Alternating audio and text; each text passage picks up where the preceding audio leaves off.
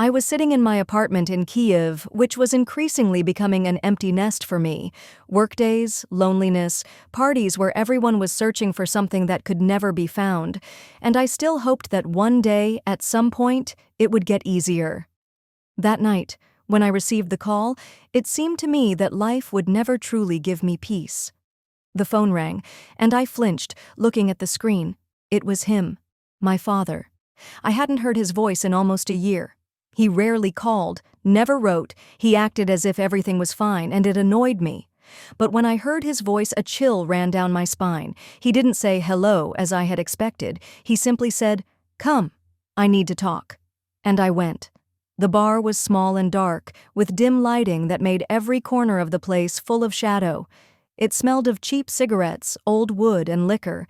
Scents I once considered ordinary, but now they stirred a feeling of longing. I stood in the doorway, looking at the half-empty room. People sat at tables, not talking, but rather lost in their thoughts, as though time had stopped here. And then, in the very corner, behind the bar, I saw him, my father. His face was hidden in shadow, his hands clenched around a glass. He drank, as always, without lifting his eyes, and I felt a pain rise in my chest as I noticed how much he had changed. Where was the man who once took care of me? Where was the person who taught me to love and respect this world? I walked up to him, and he finally looked up. It seemed like he barely recognized me, or maybe he didn't want to. "You came," he said, almost with a note of surprise in his voice. I didn't expect that. "What's going on, Dad?" I asked, unable to hide the worry in my voice. "You want to know why I left? Why you haven't seen me all this time?" He paused, as if unsure whether he should continue. "The truth, daughter. Sometimes there's a truth that's better left unknown. You never explained anything to me when I was little. You just disappeared. You and Mom. You were always together, but I was never in your plans. It's not that simple," he said softly. "You don't know everything. Your mother, she's not who you think she is. She hides a lot. You don't understand." "When you left, I felt relieved," he said, not meeting my gaze. "When you left, there was emptiness, but at some point it started to fill up. I didn't know how to deal with this loneliness." "You left because it was easier without us?" I asked, trying to understand what that meant. "You don't want to know what happened." He whispered these words, so quietly that it felt like a whisper in the air, but I heard them clearly, as if they were a scream in an empty room. In my father's eyes, there was that unspoken fear, and I felt that he didn't even know what to do with it, and yet I had to keep searching for answers. I left the bar with a heavy feeling inside. Questions like dust settled in my mind, and there were no answers. My father sat at the bar, shut off in his own world, and I couldn't help but notice how he avoided talking about my mother. He kept slipping away from questions, like a person trying to hide old wounds. But what was this secret? What had happened in our family that had clouded his mind this way? I couldn't stop. It was that moment when you realize that there's something more than you could have ever imagined. At night, I couldn't sleep. The thoughts wouldn't let me rest, and every shadow in the room seemed like a hint of an unsolved mystery. I knew that if I didn't sort this out now, I would carry this burden for the rest of my life. I had to keep going. The next morning, I decided to check out the bar where he often went and try to understand what was going on there. Maybe others could tell me something that my father didn't want or couldn't say. I didn't know what to expect, but this was the only way I might find some clue. When I walked into the dimly lit bar again, it was nearly empty.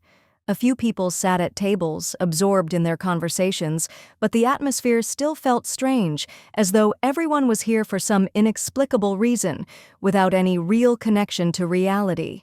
I walked up to the bar, and the bartender, who recognized me, nodded toward a man sitting in the corner. I headed that way and saw him again. My father sat, leaning forward with an empty glass in front of him. He was in this bar, as if it were his refuge, a shelter from the world. He didn't notice me right away, but when I approached and sat down next to him, his gaze was the same, distant, as if he wasn't really there. "Do you come here often?" I asked, trying to start a conversation.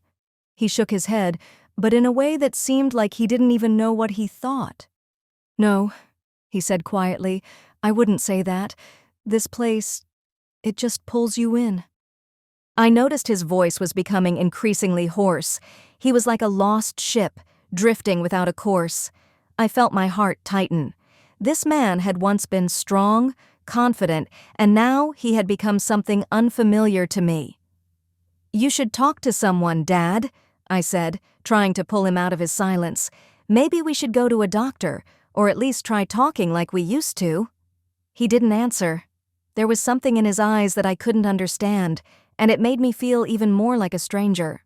I looked at him and tried to figure out who this person sitting in front of me was and what had happened to the father who had always been there for me during my hardest moments.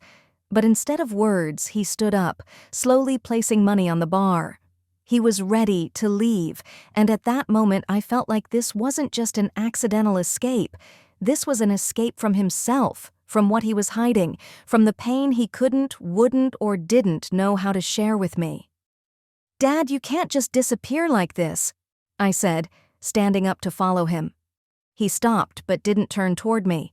His face was hidden in shadow, and I couldn't understand what was going on in his mind. His gaze was empty, but in it there was a kind of conscious despair. "You're an adult now, and you don't need to know everything," he said finally, in a low voice. "You don't understand everything, and I can't explain it to you." These words hit me like a punch to the stomach. I felt everything inside me tighten. I wasn't looking for excuses, wasn't trying to accuse him. I wanted to understand. But something inside him remained closed off, like an old forgotten room no one dared enter. And I didn't know what to do. All I could do was watch his back as he walked away, hoping that none of this was in vain. When my father left, leaving me alone with my thoughts, I felt how hard it was to breathe. The bar swallowed me again with its damp silence, and every glance, every movement of the people in the place seemed like part of some unknown, dark world I couldn't escape. I sat at one of the empty tables trying to calm the growing unease. My thoughts tangled, and I couldn't shake the feeling that this was only the beginning of something far more terrifying. I sat there for a while, unable to decide what to do next, when the door of the bar swung open, and a man walked in. He was tall, with dark hair, and wore a black leather jacket that seemed to fit his grim appearance perfectly. His steps were confident, but there was something strange in his eyes, as though he knew that here, in this bar, he was an outsider. I felt the air around me grow heavier. He noticed me immediately. For a few seconds, we just looked at each other, and I felt how some invisible barrier, preventing either of us from speaking, vanished. He walked up to my table and sat across from me. "You must be Howard's daughter," he said, his voice low and calm, but there was a tension hidden behind his words. I nodded, trying to figure out how he knew me. "I'm Dylan," he introduced himself, "your father's friend." The word friend sounded strange. There was no friendliness in his voice, and his eyes lacked warmth. Something about this man unsettled me. He seemed out of place, as if he were here for some important reason, but didn't want to reveal his intentions. "I don't know what you saw there, but maybe you should listen to me," he continued. "Your father isn't in the best condition. You don't understand what's happening with him. He's suffering, and I'm the one who tried to help him cope. Sometimes it's better for people than being alone." His words cut through me like the tip of a knife, but I couldn't understand why he was saying this at all. It sounded like a warning, but I couldn't decipher his motives. "I don't understand," I said, trying not to sound too tense. "What do you mean? Why are you telling me this?" He was silent for a long time, then took a small envelope out of his pocket and placed it in front of me on the table. "This is for your father," he said, not meeting my eyes. "I can't tell you what's inside, but you'll give it to him. Please, give it to him. He needs to read it." I grabbed the envelope, feeling its cold paper touch my fingers. But what was this? Why couldn't he deliver it himself? "You're hiding something," I said, looking down at the envelope. "Why don't you want to tell him everything directly?" He shook his head. His face remained impassive. You don't understand. Your father, he'll decide everything. You just need to give this to him. Everything else is not your concern. I didn't know what to do. The discomfort grew with each passing second, but I couldn't refuse this request.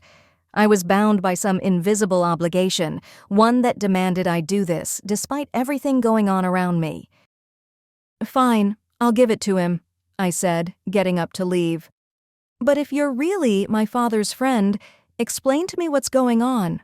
Why is everything so strange? Dylan looked at me silently again, then stood up, not giving me the chance to ask more questions. You'll find out. Just give him the note. I watched as he left, leaving me alone with this strange envelope. Something in his behavior unsettled me. I could return the note to him, but that wasn't part of the plan. I needed to figure out what was happening. And if this man was part of the story, then he was the key. I gripped the envelope in my hands and headed for the exit. My journey had only just begun. The evening grew dark, just like my thoughts, when I returned home. My father's house was still as empty and abandoned as I had left it, but now, amidst this decay, I could feel anxiety building. My mother was coming. We had agreed that tonight we would try to sit at the table, talk, and maybe understand each other. It was necessary. It felt like another confrontation with my father, or perhaps with both of them, might be the decisive moment. When she entered, I felt old wounds reopen. My mother was not like the way I remembered her. Her face looked tired and her movements were uncertain. She didn't dare look me in the eye, as though she herself couldn't accept what had happened. The silence became palpable when she sat across from my father, and the three of us sat there in quiet. I held the note Dylan had given me in my hands, unsure of what to do with it. Should I give it to him? Or perhaps the moment hadn't come yet. My father didn't rush to start the conversation. He just sat at the table, staring at one spot, as though he wasn't here, but somewhere far away. But I had to say something. "Why are you acting like this?" I said, unable to hold back. "You don't want to talk to us. You don't want to speak about the past. Why do you stay silent all the time?" He finally lifted his head and looked at me. His gaze was cold, but in it I saw something more. Something I couldn't understand. He seemed to be deciding how to answer me. "You don't understand," he said, his voice growing quieter, but more tense. "You think everything was simple? But you don't see what was happening between us." My mother sighed, as though it was hard for her to listen to these words. I turned to her, and her face was twisted with worry, her eyes avoiding mine. "Do you really think it was all because of me?" My father suddenly erupted. "You say I left and abandoned you, but you don't know what happened between us. You don't know who is really to blame." His words struck me, and I felt my cheeks flush. My mother clenched her hands on her lap, and I saw how she was holding herself back. "Don't say that," she whispered, her voice barely audible, but with so much pain in it that I felt a chill. "You don't have the right to say that. I suffered too. We all suffered." I could feel a wall of silence beginning to grow between them. I couldn't understand what was happening. Why had they hidden the truth from me all these years? "You can't just leave without explaining anything," I said, my voice steady but tight. "We were a family and you just disappeared. Why couldn't you tell me the truth?" He fell silent, and the atmosphere in the room became thick and heavy. It seemed like something was about to happen and I couldn't shake the feeling. I knew that in order to move forward I had to know the truth. But didn't I already know that the truth could destroy everything?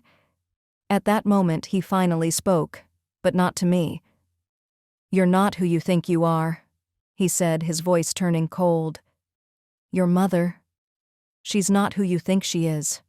You thought she was an angel, but in reality, she—" I felt my hand clutch Dylan's envelope. I knew what my father was trying to say, but I couldn't let him continue. It was too much for me. I stood up from the table and looked at both of them, trying to hold back my emotions.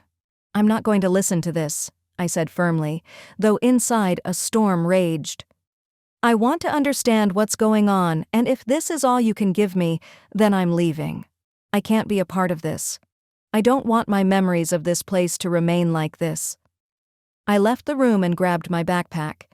This evening, this meeting, it all felt useless. I could no longer sit among this lie and silence. I couldn't calm down. My thoughts wouldn't let me go. They were tearing at me, demanding answers like living creatures. The evening was over, but inside me, a storm raged. As soon as I returned to my old home, I felt that something was wrong. My father was gone. My mother sat in her room without saying a word, but I could feel that an invisible wall had grown between us. And despite everything, I knew that this evening was just the beginning. I couldn't leave it like this. I couldn't believe that everything that had happened between them was a coincidence.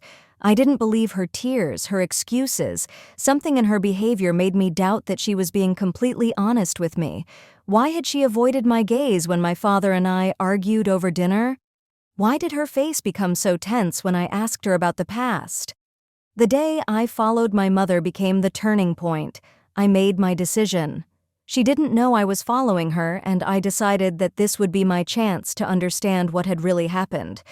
I sneaked up on her when she was about to leave the house, while my father remained in his room, lost in his thoughts. My mother didn't notice me, and I followed her from a distance. She went outside and headed toward the local library. The place was small, and at that time of night, there weren't many people. I moved cautiously, making sure not to be noticed. The library was empty, and the dim light falling on the tables created an atmosphere of secrecy. My mother entered and sat at one of the tables. I carefully approached, trying to stay unnoticed. It wasn't long before the door opened, and in walked Dylan, the man I had met in the bar. He didn't notice me either and sat across from my mother, exchanging glances that seemed full of unspoken words. He spoke first, and his words were quiet, but I managed to overhear. "You can't keep going like this," Dylan said.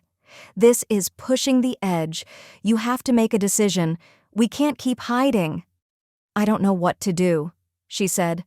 "I love him, but it's not that simple. He doesn't understand me anymore. He can't understand what I need." "You don't have to make a decision right away," he said softly. "Just remember, you're not alone." I quickly left the library, trying not to be seen. When I returned home, I was overwhelmed with the feeling that I had discovered something important, but at the same time, I wasn't ready to face the consequences of this knowledge. I couldn't believe what I had just learned. My mother and this man, Dylan, were much closer to each other than I had ever imagined. And although I didn't know all the details, I understood that this relationship could destroy our family. That evening became a turning point for me. My mind was full of thoughts, and I could no longer bear the heavy burden of silence that pressed into every fiber of my body. That night, I couldn't close my eyes. Everything I had seen, everything I had heard, wouldn't let me rest. I still felt his hands on hers, his gaze that spoke more than words ever could. Dylan wasn't just a friend. I realized that, and it made me feel like the world around me was collapsing. "You shouldn't have done this," I said, stepping heavily into the room, feeling my resolve start to push aside the fear. "I saw everything. I know you're seeing Dylan. Why didn't you tell me? Why did you hide this?" My voice cracked, but I couldn't hold back my emotions. "You've been lying to me all this time." "I didn't know how to explain it to you," she said quietly. "You've already been through so much. I tried to keep you away from this because I was ashamed. But you don't understand how everything unfolded." "Don't understand?" I couldn't hide the sarcasm. "You thought I wouldn't figure out what was going on between you two? You thought I wouldn't see him next to you and not realize that something was wrong? Do you think this is easy?" Her voice became strained, and she lifted her tear-filled eyes. "It wasn't easy for me. I loved your father, but when he started shutting me out, when he left me, I lost everything. And then Dylan showed up. He was there when I needed him. He understood me. We were both broken and, yes, something happened between us. But you don't know how hard this is. You don't understand." I don't know how to live with this, I finally said, my voice full of disappointment. You couldn't even try to save anything from what we had. You couldn't tell me the truth sooner. You don't understand. I tried. Not to lose everything we had. Her eyes filled with tears. I didn't want you to see this. I didn't want you to suffer. I can't keep living with this, I said finally. I need time to think about it all. I went to my room, not knowing what would come next. But I felt that our connection, everything that had tied us together, was broken. I couldn't trust her the way I used to. I didn't know what to do with it, but I knew that the truth, though destructive, had finally come to light.